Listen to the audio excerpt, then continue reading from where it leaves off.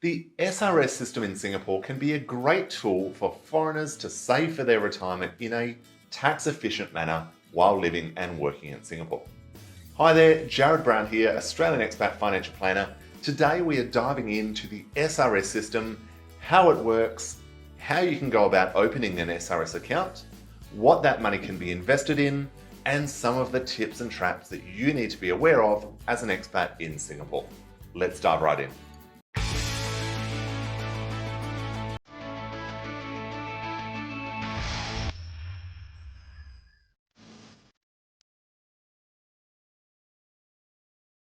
Now, the SRS system is the Supplementary Retirement Scheme, and as foreigners, that is non-citizens and non-permanent residents of Singapore, we can contribute up to $35,700 each calendar year into an SRS account.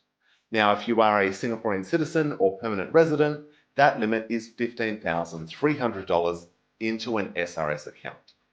Now, to actually set up an SRS account, it's a very simple process.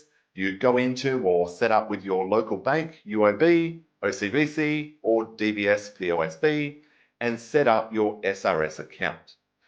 Now, if your employer offers any sort of matching for SRS, obviously investigate that with your HR.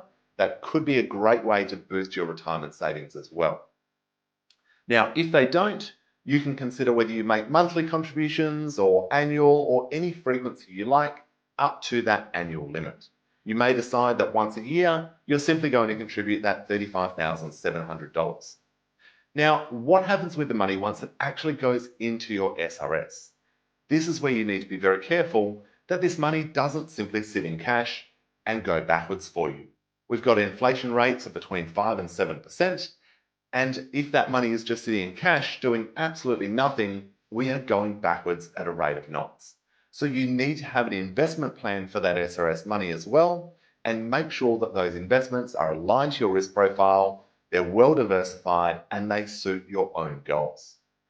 So let's have a look at some of the tips and traps when it comes to SRS for Australian expats. Now, one of the commonly overlooked features of SRS is the withdrawal strategy when it comes to your SRS account. Everyone's happy on the way in. It's a tax-deductible contribution into a retirement savings account.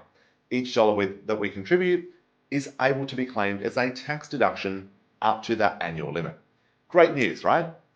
Where it gets a little bit tricky is on the way out. So in an ideal world, you would keep that SRS money invested until you are 63 years of age. You would then withdraw it. You pay tax on half of that withdrawal. So you've effectively deferred half of that tax bill to later on in life. But if you withdraw it early, not only do you pay tax on the full amount, you're also hit with a penalty of up to 5% on that withdrawal. And here's where it gets a little bit uglier for Australian expats.